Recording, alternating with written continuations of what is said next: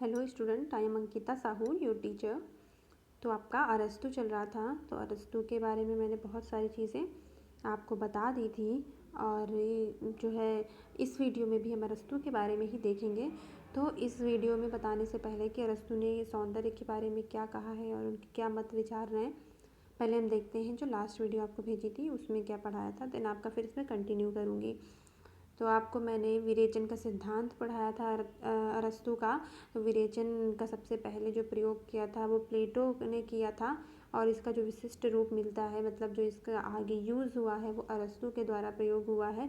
तो विरेचन का अर्थ आप लोग को बताया था कि इसका अर्थ होता है मन के दोषों और भावों को बाहर निकालना और अपने मन का शुद्धिकरण करना। विरेचन होने से फालतू के द्वेष निकल जाते हैं, संवेग पुनः संतुलित हो जाते हैं और मन को शांति मिलती है। तो ये सारी चीज़ें आप लोग को मैंने लास्ट वीडियो में समझा दी थी कि कैसे जो मन में हमारे विचार होते हैं, द्वेष होते हैं, वो सारे विरेचन के द्वारा निकल जाते हैं और हम जो है अच्छी चीज़ें करने लग जाते हैं। और हमारे जो संवेग होते हैं, क्रोध होता है और जैसे बहुत सारे संवेग में आते हैं। आप लोगों को संवेग के बारे में भी एक दिन बताया था।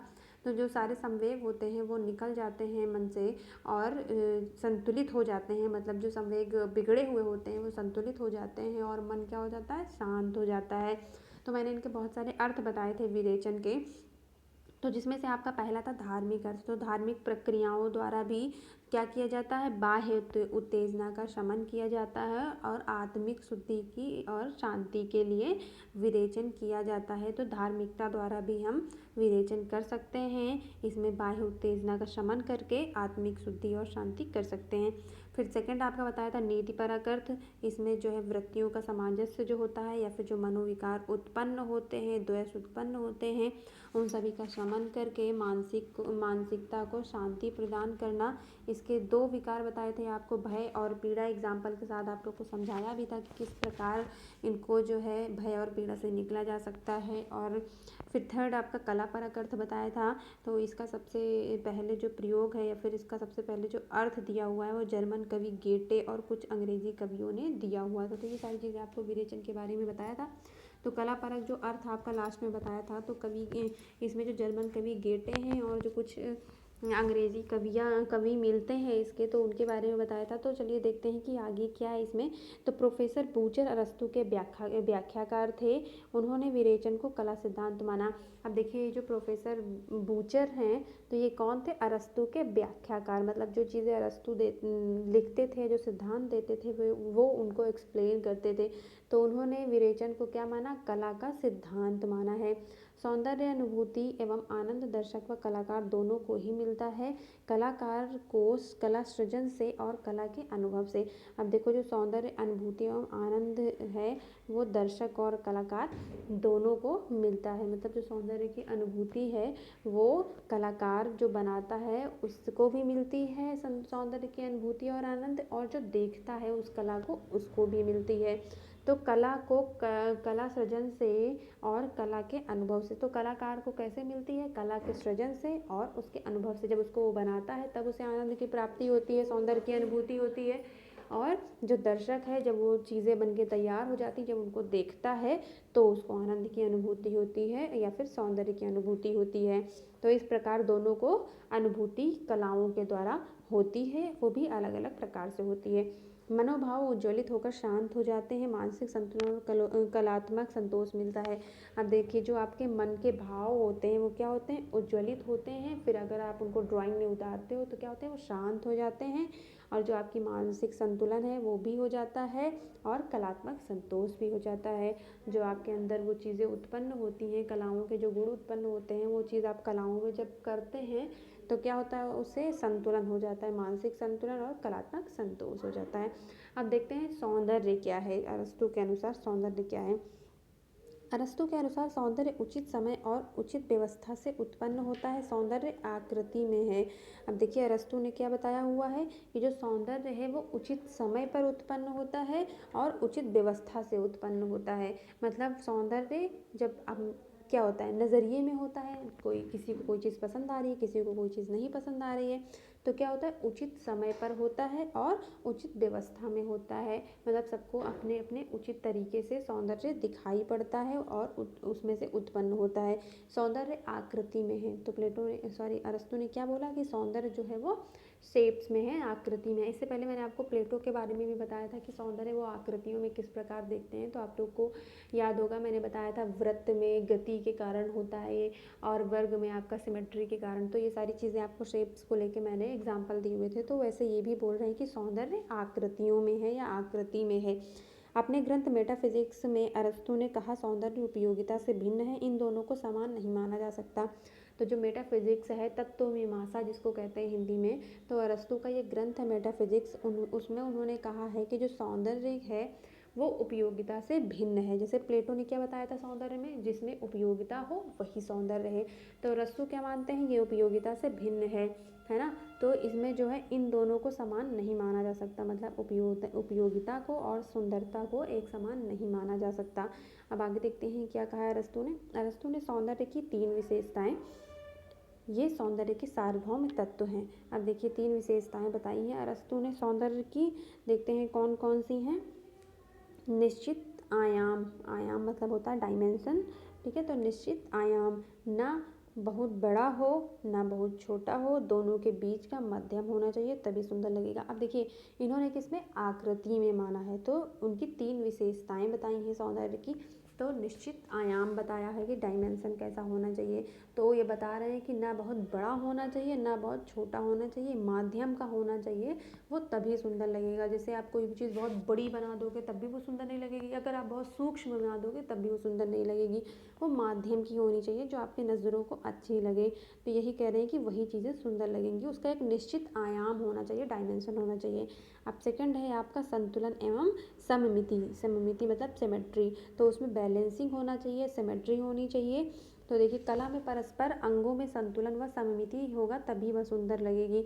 अब देखिए कोई भी चीज़ आप बनाते हैं, जैसे मैंने आपको बताया था ये सिमेट्री का एग्जांपल के टाइम पे मैंने प्लेटो में बताया था कि जैसे आप कोई फिगर ड्रॉ करते हो या किसी ह्यूमन फिगर को लेकर ड्राइंग करते हो आप, तो उसके अगर अंगों में संतुलन नहीं होगा, जैसे मान लीजिए आप ड्राइंग करते टाइम एक हाथ छोटा बना दिया एक हाथ बड़ा बना दिया, तो वो क्या बैलेंसिंग लगेगा, नहीं लगेगा। जब आपके दोनों हाथ बराबर होंगे तभी वो पूरी आकृति आपको देखने में बैलेंस लगेगी। कोई भी जैसे आपने कोई किसी का सर बहुत बड़ा बना दिया, उसके अकॉर्डिंग शरीर छोटा बना दिया, तब भी वो संतुलित नहीं लगेगी, वो बैलेंसिंग नहीं लगेगी उसमें। तो यही कह रहे हैं कि जब उसमें संतुलन होगा और सममिति होगी, कलाओं में परस्पर अंगों में जो है ये दोनों चीज़ें होंगी तभी वो चीज़ें सुंदर लगेंगी। अब थर्ड है आपका सामंजस्य। सामंजस्य में देखते हैं क्या है, किसी भी कला आकृति वस्तु चित्र काव्य आदि का निर्माण विभिन्न अंगों या अवयवों को मिलाकर होता है। अब देखिए ये जो यहाँ पे मैंने ये लिखा हुआ है, ये काट देना आप लोग, ये कुछ नहीं है। तो किसी भी कला आकृति या वस्तु में या काव्य जो भी चीज़ें आप निर्माण करते हैं उसमें सामंजस्य होना चाहिए, मतलब तालमेल होना चाहिए, तो तभी वो जो आप बनाते हो वो चीज़ें सुंदर लगेंगी। अगर विभिन्न अंगों या अवयवों को मिलाकर नहीं करेंगे आप निर्माण, जैसे कोई भी चीज़ आप बनाएंगे अगर उसमें मान लीजिए एक आप क्रोम में बनाते हो कोई भी चीज़, या फिर कोई भी चीज़ कलरफुल बनाते हो, तो कलरफुल वाली चीज़ें ज़्यादा सुंदर लगती हैं। तो क्या होता है, विभिन्न अवयवों को मिलाकर, बहुत सारे कलर टोन को मिलाकर जैसे आप कोई चीज़ बनाते हो तो वो चीज़ें ज़्यादा सुंदर लगती हैं। तो यही कह रहे हैं कि चाहे वो चीज़ कलाकृति हो, वस्तुचित्र हो या फिर काव्य हो। जैसे काव्य मान लीजिए आपका, अगर उसमें आपके शब्दों का चयन अच्छा होगा, तालमेल सब चीज़ों का बैठेगा, एक सेंटेंस जो आप काव्य में होगा, पूरा पैराग्राफ जो होगा आपका पूरा, तभी वो पढ़ने में अच्छा लगेगा हमें। तो यही कह रहे हैं कि इसमें सामंजस्य होना बहुत ज़रूरी है। इन अंगों में व्यवस्था या सामंजस्य से ही तभी अवयवों की व्यवस्था सौंदर्य उत्पन्न करती है। वही सेम चीज़, जब उसमें सामंजस्य होगा, जब सारी चीज़ें बैलेंसिंग होगी या फिर सारी चीज़ों को तालमेल एक दूसरे से मिलाकर यूज़ होंगी, अवयव हो या फिर कोई काव्य हो, तभी उसमें सौंदर्यता उत्पन्न होगी। अब आगे देखते हैं, सौंदर्य के अनुभव में लालसा, वासना, उपयोगिता का विचार नहीं होता है। तो देखिए, जब हम कोई चीज़ देखते हैं, जब हमें सुंदर लगती है, तो अरस्तू ऐसा बोल रहे हैं कि जब हम उसको अनुभव करते हैं कि वाह ये चीज़ कितनी सुंदर है, तो उसमें जो है ना तो लालसा होगी कि हाँ ये हमें ये चीज़ मिल ही जाए अगर सुंदर लग रही है। तो जैसे आपने कोई फूल देखा, आपको बहुत अच्छा लग रहा है, तो वो पेड़ में आपको मतलब पौधे में लगा हुआ आपको अच्छा लगेगा, लेकिन आप उसको ये नहीं सोचेंगे कि हाँ ये हमें तुरंत मिल ही जाए, ऐसा नहीं है, वो उसमें लगा हुआ अच्छा लगेगा। तो यही कह रहे हैं कि उसमें लालसा नहीं होती, वासना नहीं होती, या उपयोगिता का विचार नहीं होता, या फिर कोई चीज़ आप देख के सोचें कि हमारे उपयोग में आएगी तभी सुंदर लग रही है, नहीं तो वो सुंदर नहीं है। जैसे आपके घर में फ्लावर पॉट रखा है, तो वो बस देखने में सुंदर लग रहा है, वो आपके किसी यूज़ में नहीं आ रहा है, वो शो पीस की तरह यूज़ हो रहा है बस, तो क्या उसको सुंदर नहीं बोला जा सकता? बिल्कुल बोला जा सकता है। तो यही बोला है अरस्तू ने कि ज़रूरी नहीं कि किसी चीज़ में उपयोगिता हो तभी वह सुंदर लगेंगी। अरस्तू ने सौंदर्य और शिव में भी भेद किया। उन्होंने कहा सौंदर्य वह शिव है जो आनंदप्रद है क्योंकि वह शिव है। अब देखिए, प्लेटो ने जैसे बताया था कि जो शिव क्या है, कल्याणकारी है, तो जो कलाएं शिव के लिए हों वही सुंदर हैं। लेकिन अरस्तु ने क्या किया, शिव में और सौंदर्य में भेद उत्पन्न किया, क्योंकि ये मानते हैं कि जो शिव है, जो आनंद, वो खुद ही एक आनंद है ना, क्योंकि वह शिव है, क्योंकि वो भगवान है, और वो जरूरी नहीं कि कल्याणकारी के लिए हो तभी सुंदर हो। शिव जो है वो ऐसे ही सुंदर हैं। सौंदर्य का स्वादन नेत्र द्वारा होता है, इसलिए वह शिव कल्याण, सत्य या उपयोगिता से संबंध नहीं होता। अब देखिए, सौंदर्य का स्वादन कैसे होता है, अरस्तु मानते हैं नेत्रों द्वारा होता है। जब आप कोई चीज़ सामने देखते हो तभी तो आपका उसकी जो है चीज़ें पता लगती हैं कि हाँ ये कितनी सुंदर है। तो इसीलिए जो है वह शिव कल्याण, सत्य या उपयोगिता से संबंधित नहीं होता है, क्योंकि वो चीज़ें आपको देख के तुरंत सुंदर लग जाती हैं। तो अब आगे देखते हैं। दूसरी बात, उन्होंने कहा कि सौंदर्य जड़ और शिव क्रियाशील है, इसलिए भी दोनों अलग अलग हैं। अब देखिए, क्या बताया है, सौंदर्य क्या है, जड़ है, लेकिन शिव क्या है, क्रियाशील है। शिव क्या करते हैं, क्रियाएं करते हैं, लेकिन सौंदर्य क्या करता है, कोई चीज़ आप देखते हो थोड़ी देर के लिए रहती है, फिर वो नष्ट हो जाती है। तो इसीलिए दोनों में क्या बातें, दोनों के लिए जो है इन्होंने अलग अलग विशेषताएं बताई हैं। संगीत और नृत्य ताल और अनुकरण करते हैं। अरस्तु के अनुसार नाट्य सर्वोपरि कला है, क्योंकि इसमें नृत्य, संगीत, भाव सब निहित होते हैं।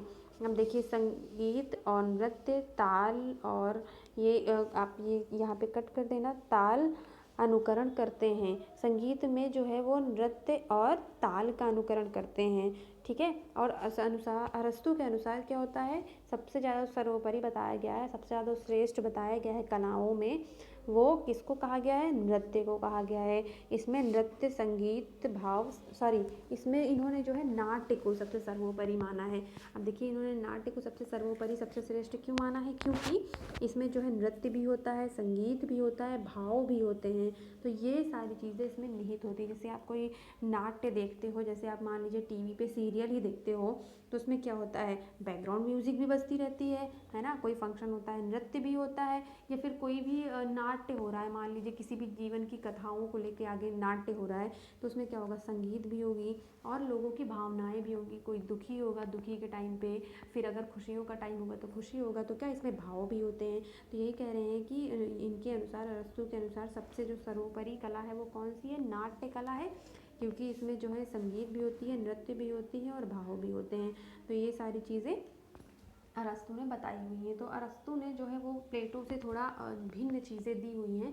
जैसे आपने अभी प्लेटो आगे पढ़ा था, तो उससे थोड़ा थोड़ा चीज़ें अलग है, लेकिन उन्हीं के सिद्धांत को लेके कुछ कुछ चीज़ें उन्होंने पहले फॉलो की हैं और अपने विचार दिए हुए हैं। तो अरस्तु के अनुसार मैंने आपको इतना बता दिया है। अभी एक दो वीडियो आपको और अरस्तु के बारे में भेजूँगी, देन आपका फिर जो है दूसरे दार्शनिक स्टार्ट हो जाएंगे। तो अभी इस वीडियो से रिलेटेड अगर आपको कुछ चीज़ें नहीं समझ में आई हो, या फिर जैसे कोई वर्ड नहीं समझ में आते हैं कई बार एस्थेटिक में, तो वो सारी चीज़ें आप मुझसे जूम मीटिंग में डिस्कस कर सकते हैं, आप उनको नोट करके रख लीजिएगा। तो आपका जो अरस्तु है वो भी बहुत इंपॉर्टेंट है, क्योंकि प्लेटो और अरस्तु जो है वो सारे एग्ज़ाम में, हर एग्ज़ाम में जो है अधिकतम पूछ लिए जाते हैं। तो आप लोग इनके विचारों को, मतों को अच्छे से पढ़िएगा, और आपको जो भी इसमें से कन्फ्यूज़न हो तो मुझे मैसेज करके पूछ सकते हैं। Thank you.